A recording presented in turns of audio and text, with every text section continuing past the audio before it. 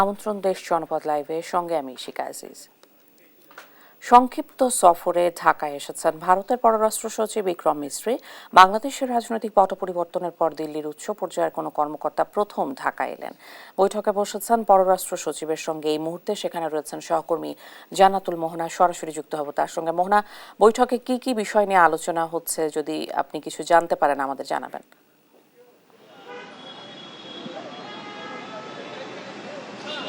এই মুহূর্তে দাঁড়িয়ে আছি রাষ্ট্রীয় অতিথি ভবন পদ্মার সামনে, এবং কিছুক্ষণ আগে এই রাষ্ট্রীয় অতিথি ভবন পদ্মায় এসে পৌঁছেছেন ভারতীয় পররাষ্ট্র সচিব বিক্রম মিশ্রি। আপনারা জানেন এই মুহূর্তে ভারত বাংলাদেশ সম্পর্কের যে টানাপোড়েন চলছে, সেই অস্থিরতম সময়ের মধ্যে এই গুরুত্বপূর্ণ বৈঠকটি আজ অনুষ্ঠিত হবে, এবং ভারতীয় পররাষ্ট্র সচিব বিক্রম মিশ্রির সাথে বৈঠক করবেন বাংলাদেশের পররাষ্ট্র সচিব জসিমউদ্দিন। এবং এই বৈঠকটি বেলা 11টায় শুরু হওয়ার কথা, এবং আমরা দেখেছি যে গাড়িবহর নিয়ে প্রবেশ করেছে ভারতীয় পররাষ্ট্র সচিব। এবং আপনি জানেন যে অন্তর্বর্তী সরকার দায়িত্ব নেওয়ার পরে এই প্রথম ভারতীয় কোনো বড় মাপের কূটনীতিক বাংলাদেশে এসেছেন এবং বাংলাদেশের সরকারের সাথে বৈঠক করেছেন। যদিও আমরা জানি যে এই বৈঠকটি সাধারণত প্রতি বছরই হয়ে থাকে, ফরেন অফিস কনসালটেশন নামে এই বৈঠকটি পরিচিত, যেখানে প্রতি বছরই হয় বাংলাদেশ থেকে একজন কূটনীতিক ভারতে বা অন্য দেশে যেয়ে থাকে এবং সেই দেশ থেকে আরেকজন কূটনীতিক বাংলাদেশে আসেন। তো আপনাদের হয়তো প্রশ্ন থাকতে পারে যে এই মুহূর্তেই কেন, এবং যে এই মুহূর্তে ভারত বাংলাদেশ সম্পর্কে যে দোটানা চলছে বা টানাপোড়েন চলছে, যেখানে অস্থিরতম একটি সময়ে যেখানে কাদা ছড়াছড়ি চলছে, এবং আপনারা জানেন সাম্প্রতিক সময়ে ভারতীয় মিডিয়া যে বাংলাদেশের বিরুদ্ধে অপপ্রচারের নেমেছে কোমর বেঁধে, সেই সময় কেন ভারতীয় পররাষ্ট্র সচিব এই বাংলাদেশে এসেছেন। এবং আপনাদের প্রশ্ন থাকতে পারে যে বৈঠকে কি কি বিষয়ে আলাপ হতে পারে। তো বৈঠক সম্পর্কে আমরা জেনেছি, গত বৃহস্পতিবার পররাষ্ট্রের মুখপাত্ররা জানিয়েছেন যে বৈঠকে আলাপ হতে পারে বাণিজ্য, অর্থনীতি, পানি বন্টন সহ বিভিন্ন ধরনের বিষয় নিয়ে, পাশাপাশি রাজনৈতিক অস্থিরতা কাটাতে ভারতের সাথে বন্ধুত্বপূর্ণ সম্পর্ক যে ভাঙন বা ফাটল ধরেছে তা আবার কিভাবে জোড়া লাগানো যায় সেটা নিয়ে আলাপ করতে কিন্তু এই সময়ে বৈঠকটি অনুষ্ঠিত হবে। এবং আমরা জানতে পেরেছি যে এখান থেকে বৈঠকের পরে ভারতের পররাষ্ট্র সচিব যমুনায় যাবেন এবং যমুনা প্রধান উপদেষ্টার সাথে বৈঠক করবেন। তারপরে পররাষ্ট্র উপদেষ্টার সাথে বৈঠক করবেন, এবং বেলা 5:30টায় পররাষ্ট্র সচিব, বাংলাদেশের পররাষ্ট্র সচিব জসিমউদ্দিন আমাদেরকে বৈঠক সম্পর্কে অবহিত করবেন। সেই পর্যন্ত আপনাদেরকে অনুরোধ করব যাতে আপনারা আমাদের সাথে থাকুন, সঙ্গে থাকুন। তো এই ছিল রাষ্ট্রীয় অতিথি ভবন পদ্মা থেকে আমার কাছে সর্বশেষ সংবাদ। মোহনা, অনেক ধন্যবাদ আপনাকে। ভারতীয় পররাষ্ট্র সচিব বিক্রম মিশ্রি প্রথমবারের মতো বাংলাদেশে এসেছেন। সর্বশেষ তথ্য যাচ্ছিলাম সহকর্মীর কাছে। মুন্সিগঞ্জের বাজারগুলোতে কমছে না মাছ মাংসের দাম, ভোগান্তিতে নিম্ন আয়ের মানুষজন। আরও জানাতে সরাসরি যুক্ত হচ্ছেন সহকর্মী সুমিত সরকার সুমন। সুমন, দাম নিয়ে কি বলছেন ক্রেতা বিক্রেতারা?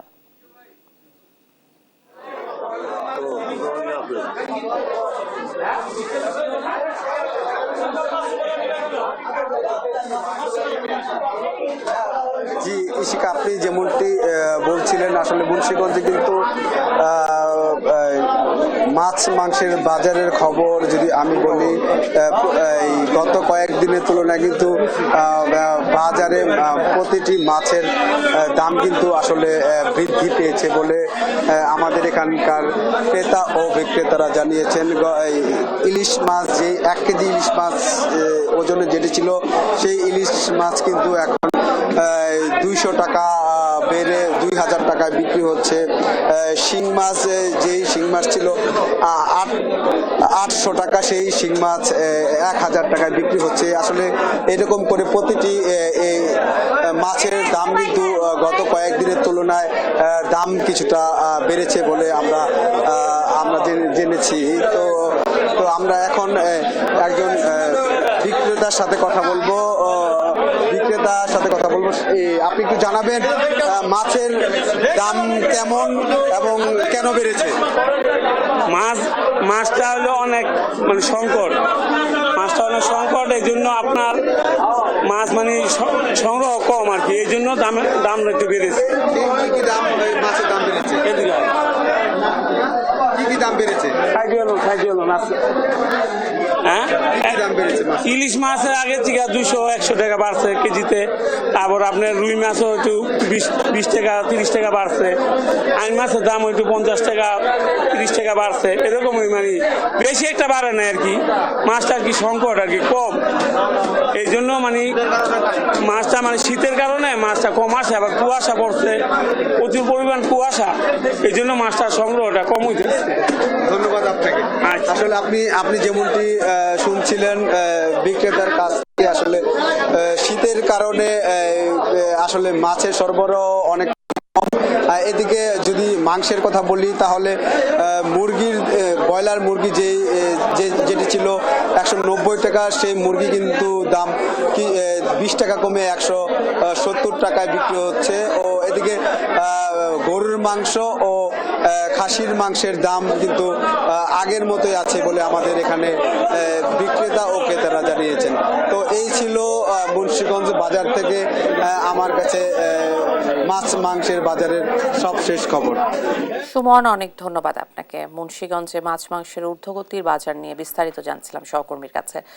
9 ডিসেম্বর ময়মনসিংহের ত্রিশাল, গফরগাঁও, ফুলপুর, ঈশ্বরগঞ্জ থানা হানাদার মুক্ত দিবসকে কেন্দ্র করে নানা কর্মসূচি হাতে নিয়েছে জেলা প্রশাসন, রাজনৈতিক বিভিন্ন দল। বিস্তারিত জানাতে সরাসরি যুক্ত হচ্ছেন সহকর্মী ইলিয়াস আহমেদ।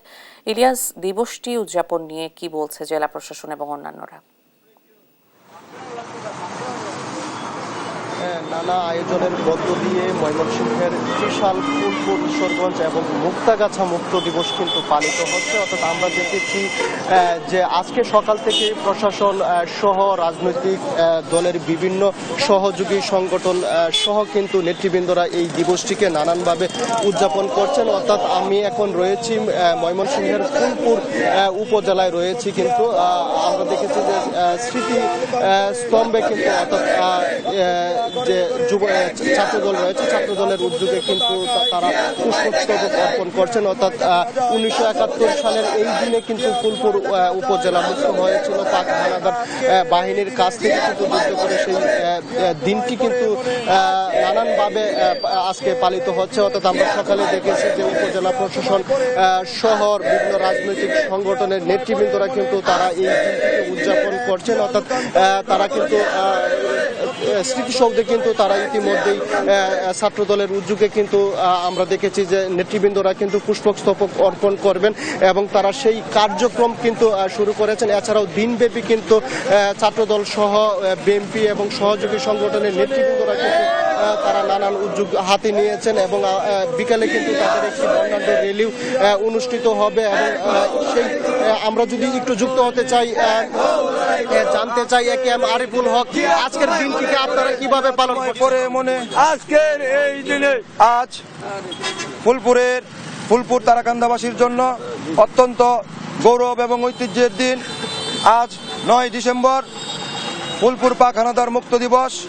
আজকের এই দিনে 1971 সালের মহান মুক্তিযুদ্ধে যেসব মুক্তিযোদ্ধারা আমাদের এই দেশের জন্য সম্মুখ সারিতে থেকে যুদ্ধ করে আত্মদান দিয়ে তারা দেশকে স্বাধীন করেছে, ফুলপুরকে হানাদার মুক্ত করেছে, আমি তার জন্য শহীদ এবং বীর মুক্তিযোদ্ধাদেরকে বিনম্র শ্রদ্ধার সাথে স্মরণ করছি।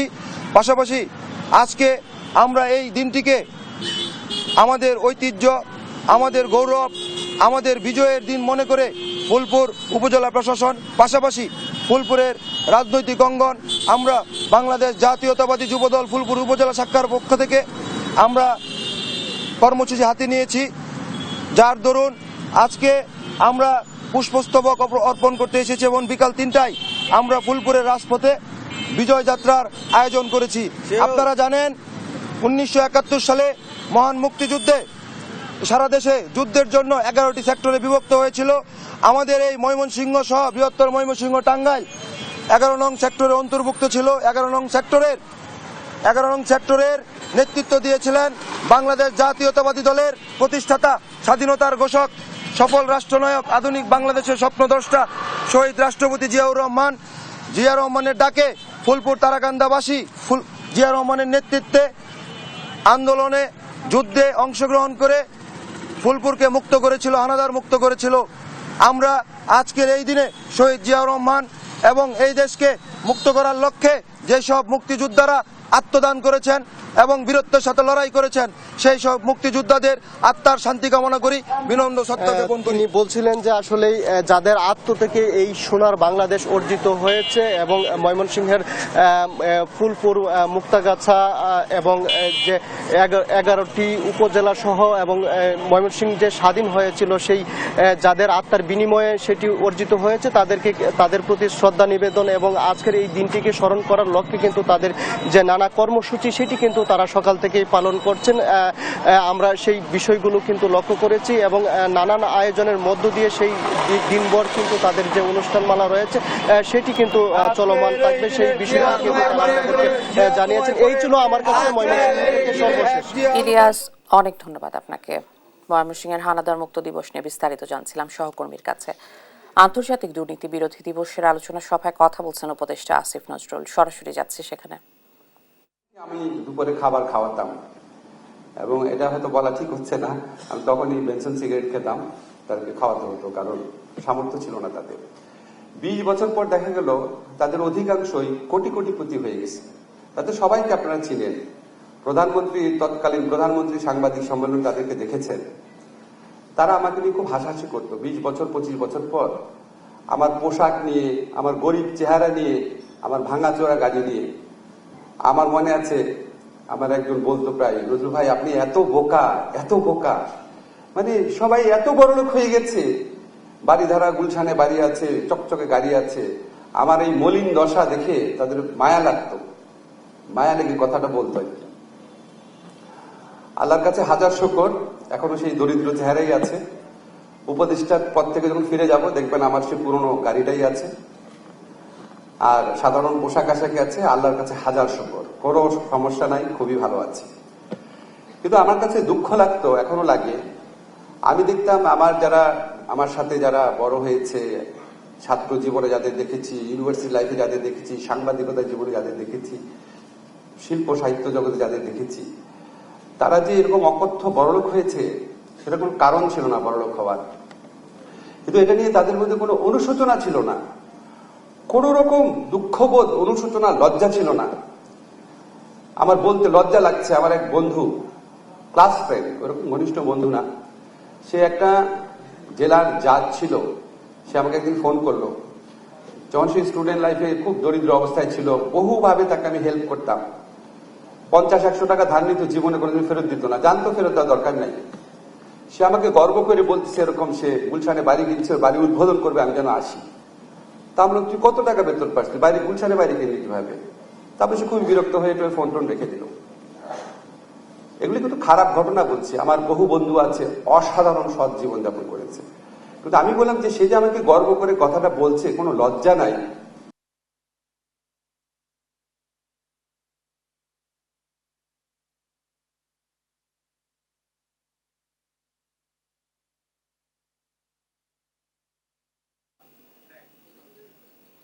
দেখছেন দেশ জনপথ লাইভ।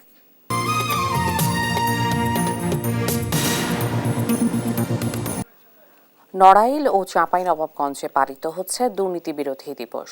আরও জানাতে সরাসরি যুক্ত হচ্ছেন সহকর্মী শরীফুল ইসলাম ও তারেক রহমান। প্রথমেই চলে যাচ্ছে নড়াইলে। শরীফুল, দিবসটি ঘিরে কি কি কর্মসূচি পালিত হচ্ছে?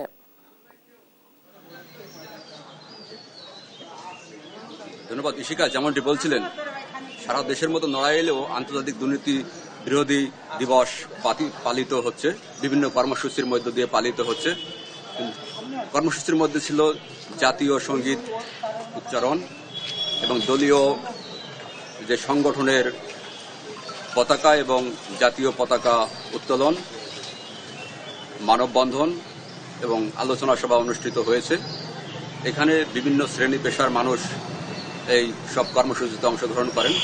অনুষ্ঠানে প্রধান অতিথি হিসেবে উপস্থিত ছিলেন নড়াইলের জেলা প্রশাসক জনাব শারমিন আক্তার জাহান, নড়াইল দুর্নীতি প্রতিরোধ কমিটির সভাপতি জনাব মনিরুজ্জামান মল্লিক, সাধারণ সম্পাদক কাজী হাফিজুর রহমান সহ বিভিন্ন শ্রেণী পেশার মানুষ এসব কর্মসূচিতে অংশগ্রহণ করেন। এ বিষয়ে আমরা একটু জানার চেষ্টা করব। দুর্নীতি প্রতিরোধ যে দিবস পালিত হলো বিভিন্ন কর্মসূচির মধ্যে, যেসব কর্মসূচিতে যে কি বিষয়ে মূলত সবচেয়ে বেশি তারা গুরুত্ব দিয়েছেন সেই বিষয়গুলো আমরা একটু জানার চেষ্টা করব। আমাদের সঙ্গে রয়েছেন নড়াইল জেলা দুর্নীতি প্রতিরোধ কমিটির সাধারণ সম্পাদক কাজী হাফিজুর রহমান। আমরা একটু তার কাছ থেকে জানতে চাইব আজকের যে কর্মসূচি সম্পর্কে একটু বিস্তারিত। ধন্যবাদ। আমরা ইতিমধ্যেই দুর্নীতির বিরুদ্ধে তারুণ্যের একতা, গড়বে আগামীর শুদ্ধতা, এই স্লোগানকে সামনে রেখে আমরা সকাল 9টার সময় আমরা জেলা প্রশাসকের কার্যালয়ের সামনে থেকে জেলা প্রশাসক সহ অন্যান্য আমাদের যে দুর্নীতি প্রতিরোধ কমিটির সভাপতি এবং সদস্যরা মিলে আমরা একটি জাতীয় পতাকা এবং দুদকের পতাকা উত্তোলন করেছি এবং বেলুন ফেস্টুনের মধ্য দিয়ে দিবসের শুভ উদ্বোধন ঘোষণা করেন জেলা প্রশাসক নড়াইলের। এবং এরপরে আমরা আমাদের স্থানীয় চৌরাস্তার নাম করে একটি জায়গাতে আমরা একটি মানববন্ধন করেছি। মানববন্ধনের বিভিন্ন প্লাকার্ড ফেস্টুন দিয়ে আমরা একটি মানববন্ধন করি। মানববন্ধন শেষে আমরা র্যালি আকারে আমরা জেলা প্রশাসকের সম্মেলন কক্ষে একটি আলোচনা সভা করেছি। আলোচনা সভায় আমরা আজকের দিবসকে সামনে রেখে জাতীয় এবং স্থানীয় প্রেক্ষাপটে দুর্নীতি প্রতিরোধ কিভাবে করা যায় সেই বিষয়টি নিয়ে আমরা কতগুলো প্রস্তাবনা এখানে তুলে ধরেছি। আমরা দুর্নীতি বিরোধী চিন্তা চেতনার বিকাশ ও বিস্তার গঠনের কথা বলেছি। আন্দোলন পরিচালনার জন্য আমাদের বিভিন্ন এলাকাতে সংগঠন গড়ে তুলতে হবে, এরকমটি আমরা ভেবেছি। আমরা বিশেষ করে আমরা একটি প্রস্তাব রাখার চেষ্টা করেছি সারা বাংলাদেশে। আপনারা জানেন যে বিভিন্ন সময়ে সরকারি বেসরকারি বিভিন্ন লোকের সম্পদ মূল্যায়নের জন্য দুদক তাদেরকে ফর্ম দেয় বা আবেদন করে বা নিয়মিতভাবে তারা ইয়ে করে, কিন্তু আমরা একটি প্রস্তাব রেখেছি। সেটা হলো এরকমের যে প্রত্যেকটা বছরে আমরা বিভিন্ন রকমের মেলা করি, বৃক্ষ মেলা করি, সাংস্কৃতিক ধরনের মেলা করি। আমরা সম্পদ মূল্যায়নের মেলার জন্য আমরা জেলাতে আমরা করার একটি প্রস্তাব রেখেছি। আমরা এখানে আরেকটি বিষয় তুলে ধরার চেষ্টা করেছি যে অনেক সময় যে সমস্ত বড় বড় মেগা প্রজেক্ট নেওয়া হয় তখন প্রাক্কলনের ক্ষেত্রে নানান রকমের ত্রুটি থাকা সত্ত্বেও প্রাক্কলন হওয়ার পরে টেন্ডারিং হওয়ার পরে ইমপ্লিমেন্ট পর্যায়ে যে এটাকে আবার রিভাইজ করা হয়, রিটেন্ডারিং হয়, এই ক্ষেত্রে অনেক কোটি হাজার কোটি টাকা এখানে গচ্ছা যায়। এই গচ্ছা যাওয়ার পিছনে আমরা মনে করি যে দুটি জায়গা দায়ী, সেটা হলো ইঞ্জিনিয়ারিং ডিপার্টমেন্ট এবং এর সাথে যারা ইন্টারেস্ট গ্রুপ রয়েছে এবং ঠিকাদার সহ, এরা এই ভাগাভাগি করে রাষ্ট্রের বড় ধরনের। যেমনটি শুনছিলেন, আসলে নড়াইলের যে বিভিন্ন কর্মসূচির মধ্যে দিয়ে দুর্নীতি প্রতিরোধ দিবস ইতিমধ্যেই শেষ হয়েছে। এ বিষয়ে আমরা আরো জানার জন্য এই মুহূর্তে চলে যাব আমাদের চাঁপাইনবাবগঞ্জ প্রতিনিধি, সেখানে রয়েছেন তারেক রহমানের কাছে। তা সেই জেলার খবর আমরা এই মুহূর্তে জানবো। তারেক। শরীফুল ইসলাম, ধন্যবাদ আপনাকে। আমিও কিন্তু সকাল থেকে চাঁপাইনবাবগঞ্জের জেলা প্রশাসক কার্যালয়ের চত্বরে অবস্থান করছি।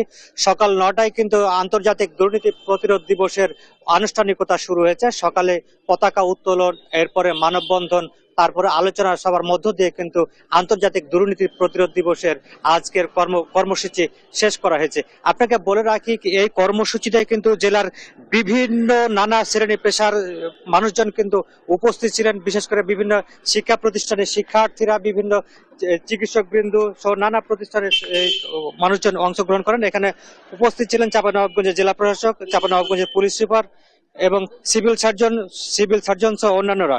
আমরা আপনাকে বলে রাখি যে চাঁপাইনবাবগঞ্জে বিশেষ করে কিভাবে দুর্নীতি মুক্ত করা যায় সেক্ষেত্রে কিন্তু শিক্ষার্থীদের বিভিন্ন পরামর্শ দিয়েছেন অতিথিবৃন্দ। এই মুহূর্তে আমরা একটু সংযুক্ত করতে যাই চাঁপাইনবাবগঞ্জ জেলা দুর্নীতি প্রতিরোধ কমিটির সাধারণ সম্পাদককে। জি, আপনি একটু বলবেন আমাদেরকে আজকে আপনাদের কর্মসূচি কি ছিল এবং আপনারা যে দুর্নীতি প্রতিরোধ কমিটি আছেন আপনারা সারা বছর কি করেন একটু যদি আমাদেরকে বলেন। জি, সালাম আলাইকুম। আমি মোহাম্মদ মশিউল করিম বাবু, সাধারণ সম্পাদক জেলা দুর্নীতি প্রতিরোধ কমিটি চাঁপাইনবাবগঞ্জ।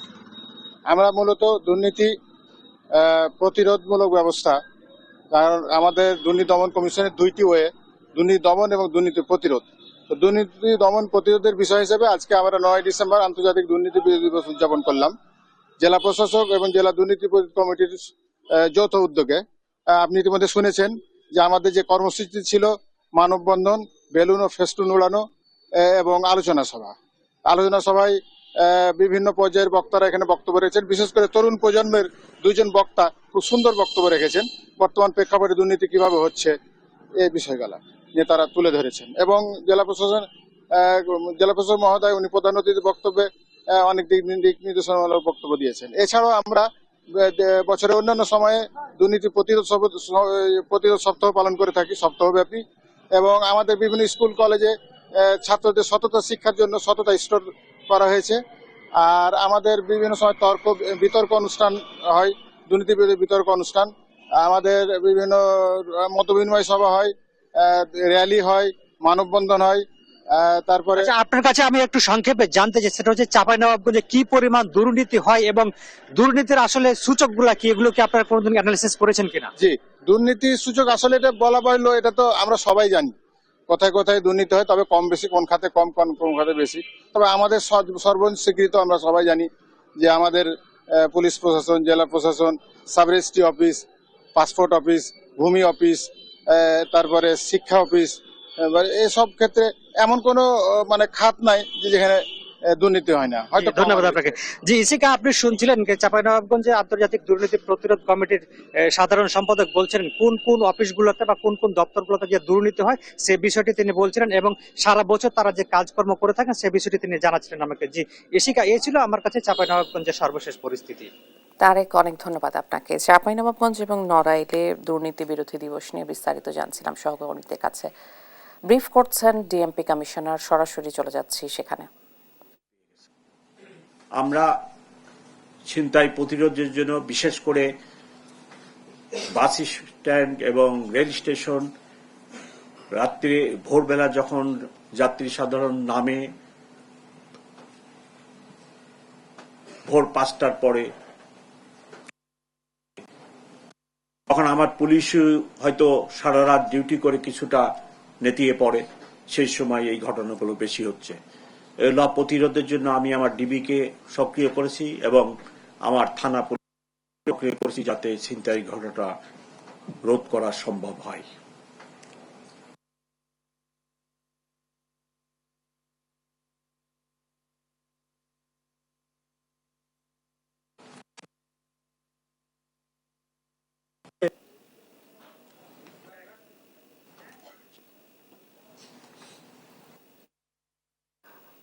নারী জাগরণের অগ্রদূত রোকেয়া সাখাওয়াত হোসেনের ১৪২তম জন্ম ও ৯২তম মৃত্যুবার্ষিকী আজ। এ নিয়ে আরও জানাতে সরাসরি যুক্ত হচ্ছেন সহকর্মী শরীফুল্লাহ কায়সার সুমন। সুমন, বেগম রোকেয়া দিবস পালনে কি কি কর্মসূচি রয়েছে?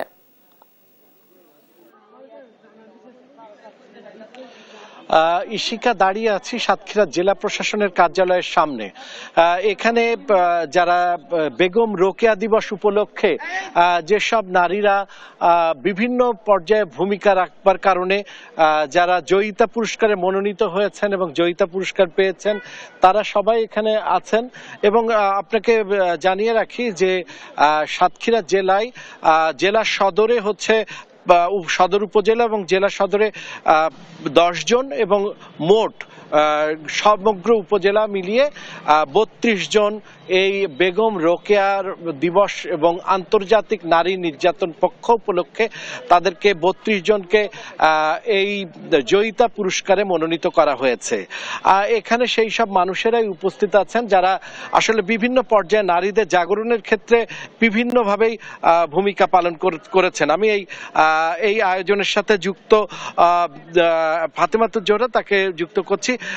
এই বেগম রোকেয়া দিবসের আজকের এই আয়োজনের তাৎপর্য সম্পর্কে জানতে চাই। ধন্যবাদ দেশ টিভিকে। এরকম একটি আয়োজনে সাতক্ষীরা জেলার আমাদের যে জয়িতা অন্বেষণে বাংলাদেশ, সেই কর্মসূচির আওতায়, যেটি কিনা মহিলা ও শিশু বিষয়ক মন্ত্রণালয়ের 25শে নভেম্বর থেকে আন্তর্জাতিক নারী নির্যাতন প্রতিরোধ 9 ডিসেম্বর পর্যন্ত পক্ষ এই দিবসটির একটি প্রতিপাদ্য আছে যে নারী কন্যার সুরক্ষা করি, সহিংসতা মুক্ত বিশ্ব করি। সেই প্রতিপাদ্যকে সামনে রেখেই আজকের এই দিনে বেগম রোকেয়া, যিনি কিনা নারী জাগরণের অগ্রদূত, এই মহিষী নারীর এই দিনেই, একই দিনে এই 9 ডিসেম্বর জন্ম এবং এই দিনেই তার মৃত্যু। এই মহিষী নারীকে অনুসরণ করে তার আদর্শে আদর্শিত হয়ে, যেমন বেগম রোকেয়া তার বিভিন্ন বইয়ে লিখেছেন যে নারীদেরকে সুশিক্ষায় শিক্ষিত করে দাও, তারা তাদের অন্ন বস্ত্র বাসস্থান খুঁজে নেবে, এবং বলেছে যে নারীদের যদি সুশিক্ষায় শিক্ষিত করতে পারি, তারাই তারাই আমার কন্যা, তারাই আমার জয়া, তারাই আমার মানে সমাজকে সুপরিচিত করবে। শুনছিলাম ইশিকা, এখানে কিন্তু সেই গর্বিত কন্যা আফাইদা খন্দকার প্রান্তি, যিনি জাতীয় দলে গুরুত্বপূর্ণ ভূমিকা পালন করছেন, সেই আফাইদা খন্দকার প্রান্তির মা মমতাজ মীরাও কিন্তু এই পুরস্কারে, জয়িতা পুরস্কারে ভূষিত হয়েছেন এবং এখানে অন্যান্যরাও সেই পুরস্কারে ভূষিত হয়েছেন। তারা সবাই এখানে উপস্থিত আছেন এবং সবার মধ্যে একটি প্রত্যয় যে বেগম রোকেয়া যেভাবে নারী জাগরণে গুরুত্বপূর্ণ ভূমিকা পালন করেছিলেন, ঠিক তেমনি ভাবে সাতক্ষীরা যে পশ্চাৎপদ জেলা, যেখানে বাংলাদেশের একেবারে দক্ষিণ পশ্চিমাঞ্চলের শেষ জেলা, সেই জেলায় নারীদেরকে আসলে জাগরণ তৈরি করা, সচেতন তৈরি করা এবং নারীদেরকে সমাজের স্বাভাবিক অগ্রগামী অংশের সাথে সংযুক্ত করার যে প্রত্যয়, সেই প্রত্যয়ই এই নারীরা প্রত্যেকেই সেইটাই ব্যক্ত করছেন। এই ছিল আজকের এই যে বেগম রোকেয়া দিবস উপলক্ষে মহিলা বিষয়ক অধিদপ্তর, সাতক্ষীরা জেলা প্রশাসন সহ বিভিন্ন সংগঠনের বিভিন্ন যে আয়োজন, তার সর্বশেষ। ইশিকা, সুমন, অনেক ধন্যবাদ আপনাকে। বেগম রোকেয়া দিবস পালন নিয়ে বিস্তারিত জানছিলাম সাতক্ষীরাতে সহকর্মীর কাছে। দেখছেন দেশ জনপদ লাইভ।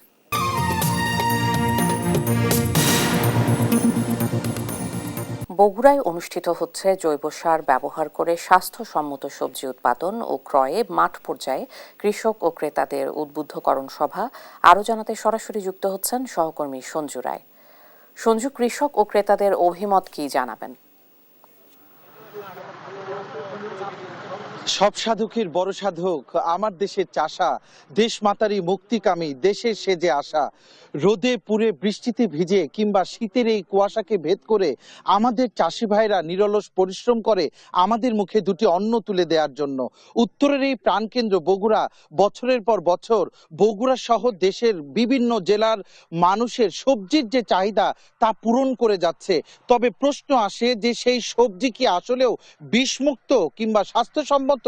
হ্যাঁ, যখন অধিক ফলন কিংবা প্রতিযোগিতা থাকে তখন কিন্তু অনেকেই অনেক সময় না বুঝেই রাসায়নিক সার কিংবা ক্ষতিকারক কীটনাশক ব্যবহার করে, যেই কারণে আমরা যে সবজিটি খাচ্ছি সেই সবজিটি কতটুকু স্বাস্থ্যসম্মত তা নিয়ে কিন্তু প্রশ্ন ওঠে।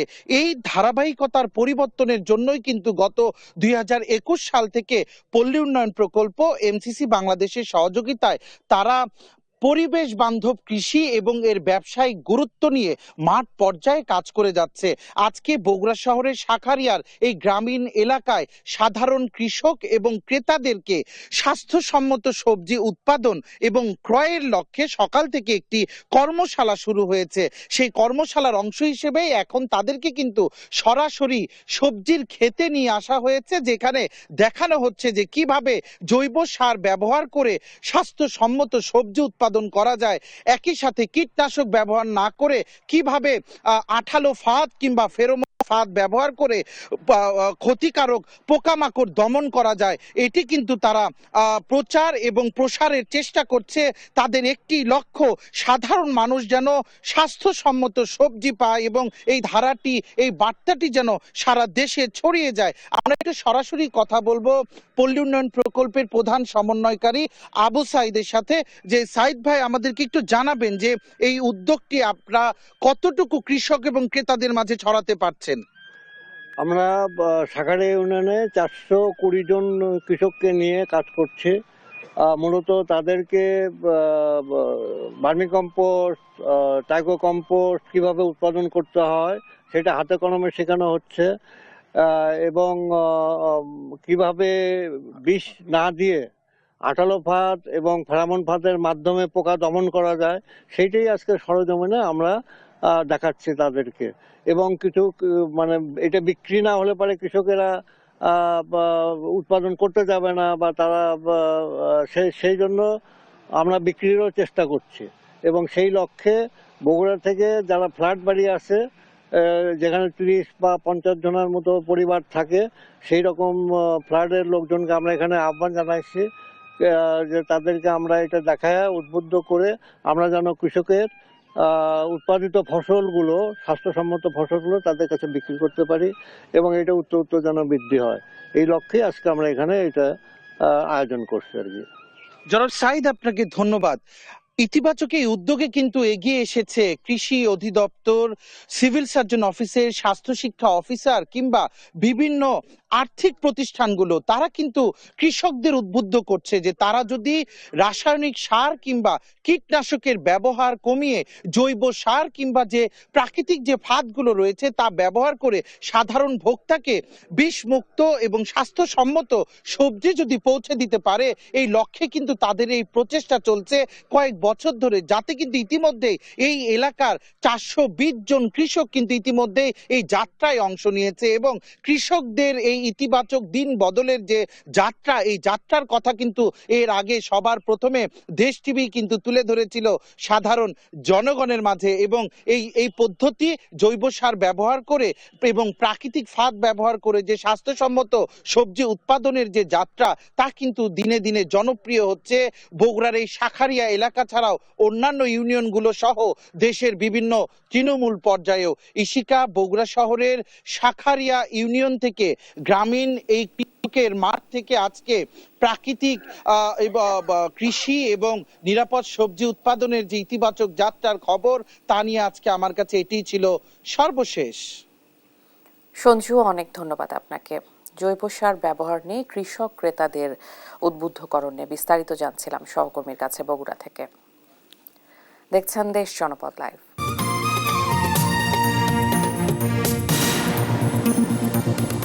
ঠাকুরগাঁও ও মানিকগঞ্জে কিছুটা কমেছে আগাম শীতকালীন সবজির দাম। আরো জানাচ্ছেন সহকর্মী শাকিল আহমেদ ও আব্দুল আলিম।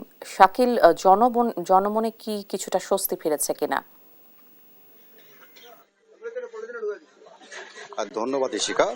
একটু জানাতে চাই যে উত্তরের জেলা ঠাকুরগাঁও, এই জেলায় প্রতি বছর শীতের প্রকোপ আগে ভাগে আমরা লক্ষ্য করি। এবছরও তার ব্যতিক্রম ঘটেনি এবং এই জেলায় প্রতি বছরই আগাম শীতকালীন নানা ধরনের সবজি চাষ হয়ে থাকে এবং সেসব শীতকালীন সবজিগুলো বাজারে আসে এবং এই কারণে এখানে শীতকালীন সবজি বাজারগুলোতে আসার কারণে এখানে বাজারগুলোতে সবজির দাম কমতে শুরু করেছে। যেমন নতুন আলু কাটিনাল এখন বিক্রি হচ্ছে 80 টাকা কেজি দরে, যেমন গ্যানোলা সাদা আলু বিক্রি হচ্ছে 70 টাকা কেজি দরে। এটি গত সপ্তাহেও এই একই দামে হচ্ছে এখানকার খুচরা বাজারে বিক্রি হয়েছে এবং লাউ এখানে বিক্রি হচ্ছে 25 টাকা পিস এবং এখানে ফুলকপি বিক্রি হচ্ছে 30 টাকা কেজি দরে।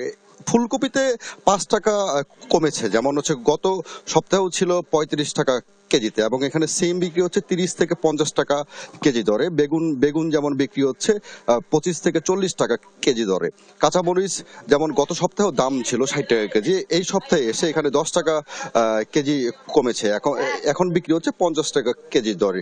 এভাবেই প্রত্যেকটি শীতকালীন সবজি আমরা লক্ষ্য করেছি যে 10 থেকে 5 টাকা পর্যন্ত দাম কমেছে এবং শাকের দাম যদি বলি যে শাকগুলো রয়েছে এবং এই শাকগুলো হচ্ছে দাম কমেছে এবং আমরা একজন ব্যবসায়ী রয়েছেন, একটু ছোট্ট করে যদি জানি এই যে শীতকালীন সবজির যে দাম কমছে এটি কি বাড়ার কোনো সম্ভাবনা রয়েছে কিনা? যদি শীতের সবজি, এটা শীতের সবজি মানে মৌসুম, তো এই সবজি এখন আমদানি হচ্ছে, মোটামুটি আমাদের এখানে দাম কমে আসতেছে। তো আগে কয়েকদিন আগে ছিল বেগুনের কেজি 50 টাকা, এখন আছে 40 থেকে 25 টাকা। তারপরে জি, যেমনটি জানছিলেন যে ব্যবসায়ীও জানাছিলেন যে এখানে শীতকালীন সবজির দাম কমছে। আমরা এই ছিল ঠাকুরগাঁওয়ের শীতকালীন সবজির বাজার থেকে সর্বশেষ তথ্য। আমরা এখন যাব আমাদের সহকর্মী আলিমের কাছে, সেখানকার নিত্যপণ্যের বাজার দর নিয়ে তিনি আমাদের জানাবেন।